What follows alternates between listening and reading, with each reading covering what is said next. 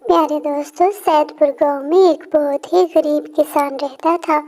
وہ بہت زیادہ غریب تھا، لیکن غریب ہونے کے ساتھ ساتھ وہ بہت زیادہ محنتی تھا۔ ہر صبح ناشتہ کرنے کے بعد وہ اپنا کلہاڑا پکڑتا اور جنگل کی طرف چل پڑتا۔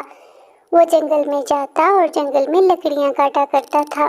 اسے جو بھی سوکھا درخت نظر آتا وہ اس کو کاٹتا اور اس کی لکڑیاں اپنے پاس جمع کر لیتا تھا۔ جب وہ بہت زیادہ لکڑیاں کاٹ لیتا اور اس کے پاس بہت زیادہ لکڑیاں جمع ہو جاتی تو وہ ان لکڑیوں کو لے کر ان کا ایک بہت بڑا گٹھا بنا لیتا اور شہر میں لے جاتا۔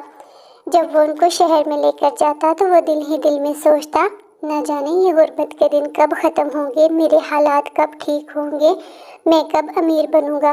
وہ ان لکڑیوں کو بیچ کر اپنے گھر کا گزر بسر کیا کرتا تھا اور وہ کوشش کرتا کہ مجھے ان لکڑیوں کے اچھے پیسے ملیں۔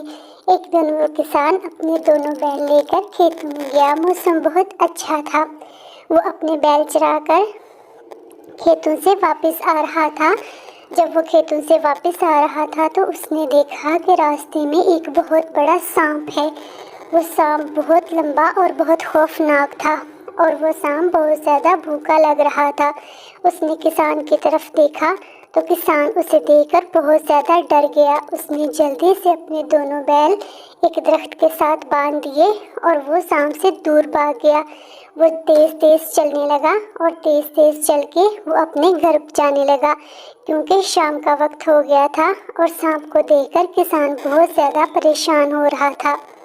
کسان تیز تیز چلنے لگا۔ اس نے سوچا، میں تو جلدی سے گھر پہنچ جاؤں گا، کہیں ایسا نہ ہو کہ سانپ میرے دونوں بیل کھا جائے۔ اس نے سوچا، اب میں کیا کروں؟ گھر پہنچ کر اس نے اپنی بیوی کو بتایا کہ آج میں نے راستے میں بہت بڑا سانپ دیکھا۔ وہ بہت زیادہ خوفناک اور بہت زیادہ بھوکا تھا۔ اب میں کیا کروں؟ میں اس سانپ سے اپنے آپ کو کیسے بچاؤں؟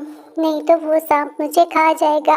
اس کی بیوی نے کہا، رات بہت ہو گئی ہے، تم ایسا کرو، ابھی تم سو جاؤ۔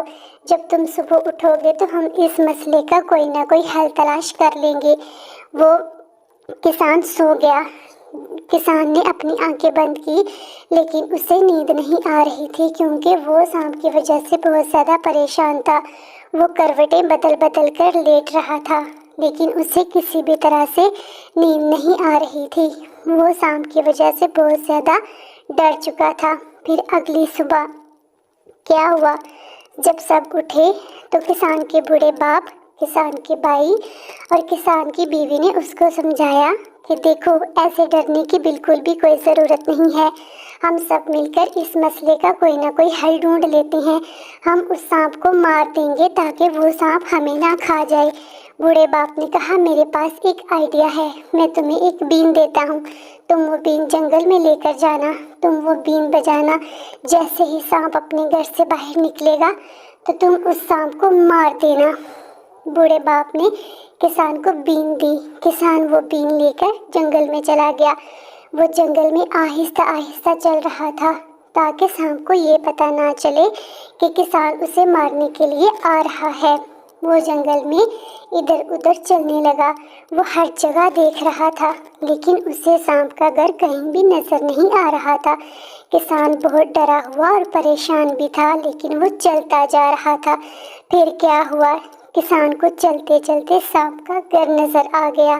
جیسے ہی کسان نے سانپ کا گھر دیکھا، اس نے بین بجانا شروع کر دی۔ جب کسان نے بین بجائی تو سانپ اپنے گھر سے باہر نکلنے لگا۔ اس نے باہر نکل کر پوچھا، یہ کون ہے جو مجھے گھر سے باہر نکالنے کے لیے بین بجا رہا ہے؟ میں اپنے گھر سے باہر نہیں نکلوں گا۔ کسان نے کہا، تم باہر آؤ۔ جیسے ہی سانپ باہر آیا تو کسان نے اسے مار دیا اور سانپ زمین پر گر گیا۔ پھر کیا ہوا؟ گاؤں کے سب لوگ کسان پر بہت فخر کرنے لگے اور ہنسی خوشی رہنے لگے کہ اب سانپ سے ہمیں چھٹکارا مل گیا ہے۔ وہ سب بہت خوش ہوئے کہ